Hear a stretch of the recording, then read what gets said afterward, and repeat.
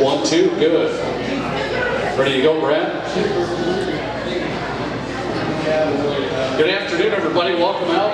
Buffalo Wild Wings, want to thank them for having us down for Hardrocker Luncheon. Also, as we get our orders here, I want to remind you, if you can tip our great server, she's working hard. There's a lot of people she's trying to get to, so tip her at the end of the day. We've got a big program, a lot of things to get to. Big week this week with the Hardrocker football team on Saturday. But first, we'll start with the volleyball program. They went their opening tournament, went 2-2. I thought it was a good start for head coach Doug Tabbert. Welcome up, Hardrocker volleyball coach Doug Tabbert.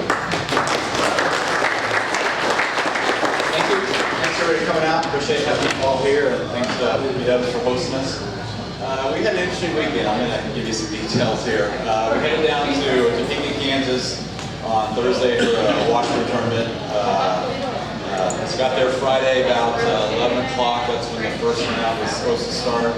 And right as we're getting in there and the match is just ready to start, the fire alarm goes off. And so they evacuate the entire facility. It's 11 o'clock. It's a typical late Kansas summer day. It's about 100 degrees and humid. And so we're all outside kind of sweating and waiting for the okay to go back in. And so they let us back in. And they make us go out again because they have to check the building. And so we wait for the emergency responders to come, and a couple fire trucks roll in, and so we're out there a while. And I think we're the only team that took a group selfie with a fire truck. Our team did that. And two of our staff members took a selfie with one of the firemen. And they were good pictures. I saw them. The fireman had a nice big smile on his face, so he seemed to be okay with it. So we got off to a delay with the tournament. Played our first match against Washburn. They're nationally ranked 15th right now in the country.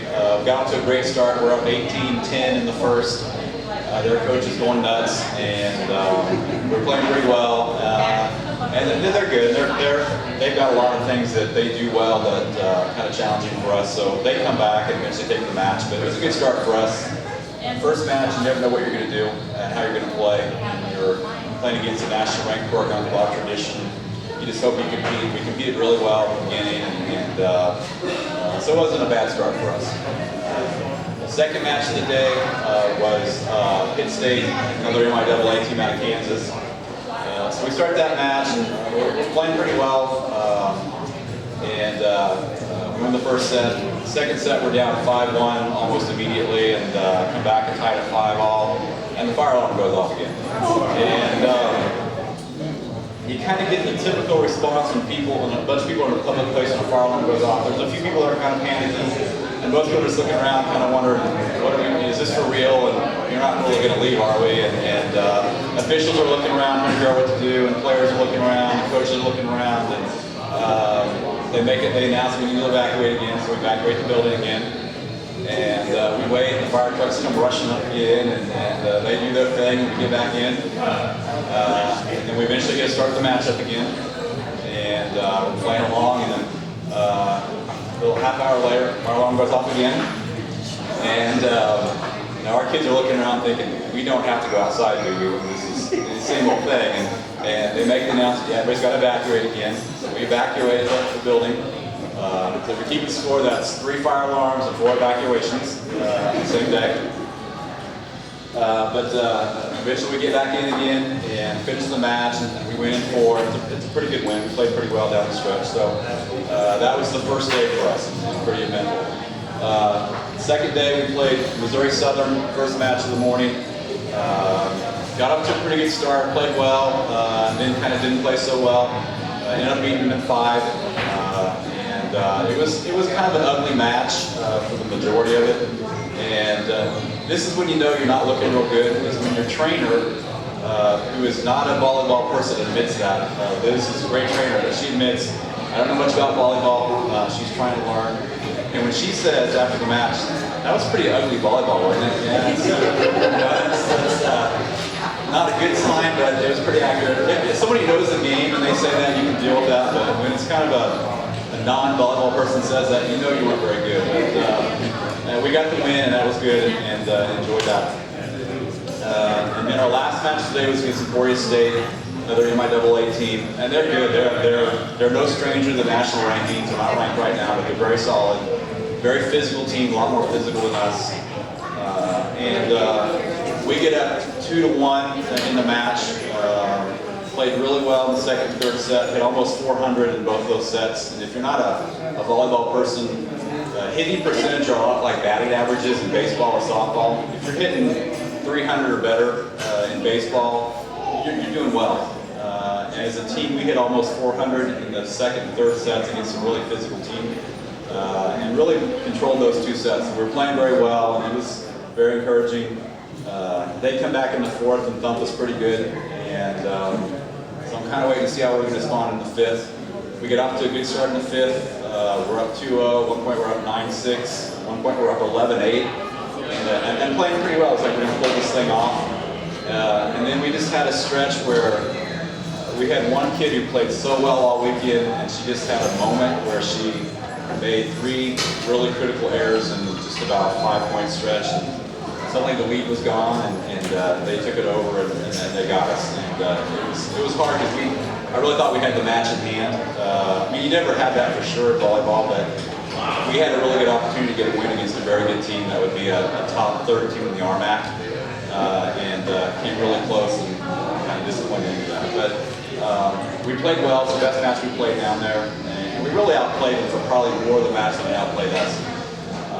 I wasn't quite sure how we did it at times because they're a lot more physical than we are, but it was a pretty good moment, I think, this early in the season for our team. So, pretty good weekend. Again, got 2 wins that we should have got, and came real close to getting a one that would have been a really good one. But I think we're learning and getting better from that. A couple other things. Kylie Miller, who's our senior transfer from Washburn up to School of Mines, was all tournament team and was also the RMAC Defensive Player of the Week this week. Played really well down there. It's kind of a homecoming for her because that's where she transferred from. Kylie Gornbottom, who's a sophomore defensive specialist, leads the conference in service aces after the first weekend, so feeling good for her as well. Had a few kind of interesting, great support from fans. We had our Minnesota kid, one of our Minnesota kids had fans there. Our Arizona kid had family there. Kansas kid had family there. Missouri kid had family there. Several Colorado kids had family there. But I beat them all. I had 14 people there, so that was nice. And I'm the only one that had signs in the audience, which I'm not sure is a good thing, but I had a couple of relatives that had signs that they were flashing, and it was a little bit chaotic, but it was good. It was fun. And then I'm just going to throw this in. On the way home, my mom makes a really good brownie, and she sent some home with us. And so about 4 hours in the trip on the way home, I break out the brownies, and our kids think they're just heaven, and they are pretty good. And they're all asking me, can we have your mom's cell phone number so we can text her and thank her? And it's like 11 o'clock at night, and no, you can't. So I'll just tell her that you like him. And it was interesting that 16 college-age females want my mom's cell number so they can text her and thank her for the brownies. So. We have a little video here. I'm not sure what Brad's got, but I think, we don't have video. I'm sorry. We had some really good video, but I guess. This weekend we head to Upper Iowa University in Fayette, Iowa for a tournament. We play Minot State, St. Cloud State, Michigan Tech, and Northern Michigan. It'll be an interesting tournament. Minot struggled quite a bit lately. Northern Michigan has great tradition. Michigan Tech, look at their roster, they're huge compared to us. St. Cloud has struggled recently, but they have a new coach, and they've got some big physical kids in the roster. So we'll kind of see where we stand this weekend. I don't think that the high end will be as good as Washburn. I don't think the low end maybe is quite as low as it was this weekend for us. So hopefully we'll get off to a good start, play a good weekend, and get some more wins. Any questions? You guys pretty young? Yeah, we're pretty young. We're really young at some key spots. All of our setters are freshmen. We don't have any returning setters, so that's a key position. That's like having a freshman quarterback. You think that play even let down and beat that good set? It may have. You never really know. I mean, it's such a momentum sport with volleyball that one little thing can turn, and one mistake by one player can lead to 2 or 3 by that same kid if she doesn't handle the first one real well. And I think that's kind of what happened with her. And she's a younger player for us. We've got a few upperclassmen that are starting for us, and they're handling their end pretty well, I think. So, but yeah, having 3 freshman setters, that's always challenging because they're still trying to figure out where they are from day to day and what we're doing. So I think that helps. I mean, I think that's part of it. That's a challenge for us at times. Yeah, I agree. All right, thanks very much.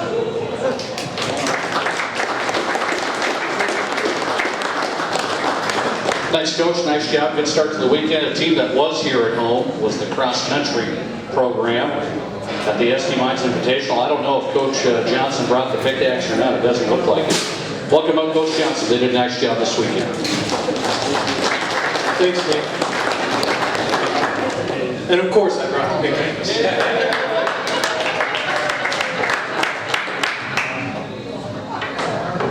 Yeah, we had a pretty good weekend this weekend. We had our home invitational just over here at Connors Park.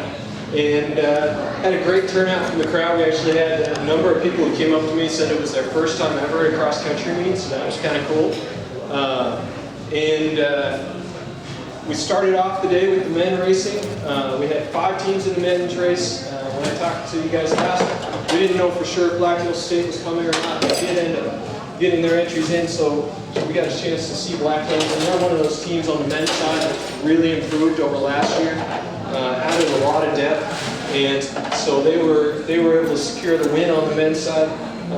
We were 3rd overall, and that freshman guy that I talked about last time, Ashton Grissom, just kind of ran away with it for our guys. Last year, I know I talked a lot about pack times. Ashton completely blew ours up. But that's not a bad thing right now. He was 3rd overall. The 2 guys that beat him were a runner from Gillette College who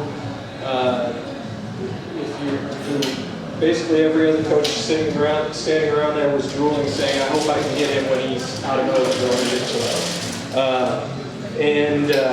The other guy that beat him is a guy that his name's Alec Baldwin, transferred in Black Hills State from Iowa State last year, and was a qualifier in cross country, indoor and outdoor track for the national championships.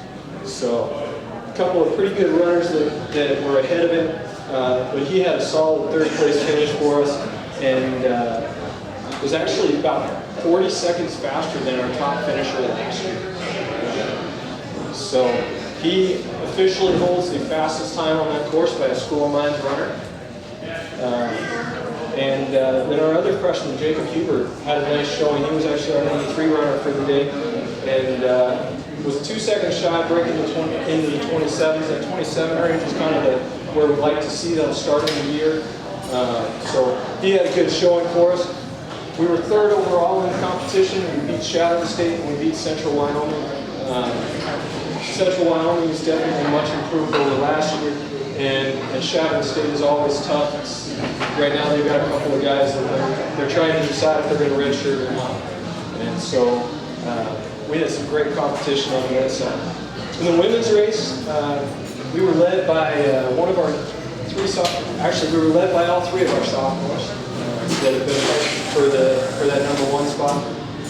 Adeline Stratmeyer is a Rapid Central grad. Took the number 1 spot for us. She was 5th overall and followed pretty closely by Libby Friesen. And then we actually placed 3 in the top 10 with Carrie Radke rounding out the top 10 for us. So we had a pretty good race there. I know you're wondering how we got the pickaxe. Remember, that was a competition between us and Gillette College. On the men's side, we were actually a little bit behind. We were about 5 points behind going into the women's race. We took our men's team and dual scored it with Gillette's men's team. We were 5 points behind. Our women's team came out and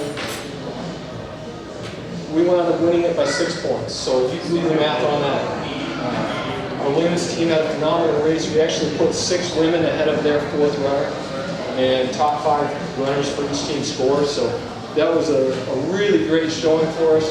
And what was kind of the icing on the cake for us on the women's side was that for the first time in the 7 years that I've been here, we beat BH.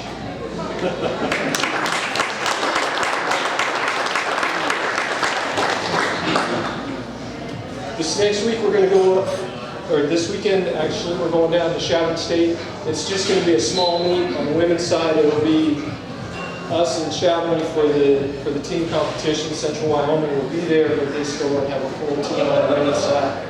And then on the men's side, we get a rematch with Chatham. We only beat them by about 5 points this last time, so we're running a little bit short-handed, but we're going to try and do the same. We're going to try and repeat that, see if we can bring it back one more time. Any questions? All right, thank you. Thanks, Coach. Hardrocker soccer program. Next up, Jordan Kadlec, head coach of the soccer program, got off to a start on the road this past weekend. Welcome him up here, Coach Jordan Kadlec. Thank you all for coming. Over the weekend, we were in Des Moines, Iowa, where we played University of Illinois Springfield and Maryville University. Lost both those games 3-0. Score in the second half of both those games combined was 5-0. So what we're looking to do this week is up our fitness a little bit. It tells us that our guys aren't as fit as they could be, or as they should be. Against Illinois Springfield was our first game on Friday. We were tied 0-0 at half. And I felt, the coach kind of felt that we were as good, if not better than them in the first half. Just somewhere along the lines we fell off fitness-wise. And we got to learn to be more professional about the way we go about getting scored on. We got scored on in the 55th minute of the game and got scored on in the 56th minute of the game. So as soon as we gave that first goal, our heads dropped and we didn't really respond very well to it. So the guys, testament to the character. They didn't give up the entire game, which is something that we preach to the guys to fight for 90 minutes. They did that well. But in the end, both games we got to learn how to fight. I got to learn how to compete a little bit better. So going into this weekend, we're going to look to play guys that may compete a little bit more, whereas some guys may be more talented than the ones that are on the field. So this weekend we play University of Mary and Billings Montana. We know a lot about both these teams, being both those guys in the GNAT, which is what we played in the last 2 years. So University of Mary is a very good team. They have a ton of foreigners, so they're very technical. And then Billings is always a battle, always a physical game. So looking to go this weekend, get a couple of results. If we can do that, then we'll head into Armac with some momentum. So, any questions? When do you play at home? We play at home next Friday, September 18th, against Adams State at 6 o'clock out at Sioux Park. Armac, yep, Armac opener. Great, thanks. Before I invite up Coach Collins, I want to invite up Director of Student Activities and Leadership, Mike Keegan at the School of Mines. He's going to tell us about some interesting things the students are doing as we get ready for Saturday's football game. Great, thank you so much for the opportunity. As Nate said, I'm Mike Keegan, I'm the Director of Student Activities and Leadership Center at the School of Mines, where we work with the students, student organizations to kind of get some things going. This morning we had a great pep rally at 6 a.m. at O'Hara Stadium, and that was just kind of the kickoff for the events. With the big game coming on Saturday with Hardrockers versus Yellow Jackets, we're going to kick things off, the festivities off with tailgating starting at 4 o'clock. We're going to have tailgating for the South Dakota Mines, and then we're also going to have tailgating for Black Hills State students. That's going to be on the western edge of the parking lot. But we want you to know you're all welcome. Come on out and set up your own tailgates throughout the parking lot as well, or just join in with the South Dakota Mines. During the game, we've got a lot of fun activities planned during the timeouts. We're going to have some student versus student activities, so we keep the momentum going as we're winning the football game. We want to win all those minute-to-win-it challenges. We're going to have some things going on between Sting and Grubby, and then we're also going to have a competition between President Wilson and President Jackson. Blackhill State. In addition to that, we're going to have we're going to have a soccer match during halftime. Excuse me, it's a bubble soccer match. And if you're not familiar with what that is, you got to stick around during halftime so that you can check it out. And trust me, you will not be disappointed. You probably shouldn't hold it. If you have to go to the bathroom, you should go before halftime because it's going to be a lot of fun. It's going to be a funny experience. All right. And so, yeah, we're going to have lots of different things going on during the game that'll keep the action going, keep things moving. We're going to have the go-to-bank kick for cash, as well as a scholarship announcement. This year at the tailgate party, we're bringing in a bunch of accepted prospective students, and there's going to be a scholarship that is drawn from a drawing, and President Wilson's going to award that during halftime as well. So lots of stuff going on to keep everybody engaged and active when we have to take a little time. Are there any questions? Game time? Game time is 6 o'clock. Kickoff is actually 6:04. 6:04 for ESPN 3. The pep rally was 6 a.m. this morning. Not my idea. Not my idea. That man over there. Entice the students with some free practice and a chance to be on live TV, and they jump at it. We had a great show. I was really surprised. Thank you. Thanks, Mike. Appreciate that. Thanks for your work getting the students active and engaged. Looking forward to a great atmosphere on Saturday. And he did say great tailgate or great pep rally this morning. It was great. 6 o'clock start wasn't great, but it turned out well. Want to remind everybody, it is the NCAA Division II National Game of the Week, as designated by the NCAA, televised on ESPN3. Big opportunity Saturday, starting at 6 o'clock. We'll welcome up head coach Stacy Collins, talked about last week, and of course the rivalry with Blackhill State.